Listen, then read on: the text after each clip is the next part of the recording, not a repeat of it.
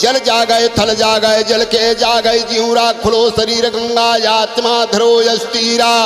सदगुरु सत्यनाम ये सरवर सागर में स्नान बना करके चले आए हैं। ये कही करके परम पिता परमात्मा रहा है वो जगह में तैयार हो गए। हे सतनाम सदगुरु नील गुरु यार अपना जाना के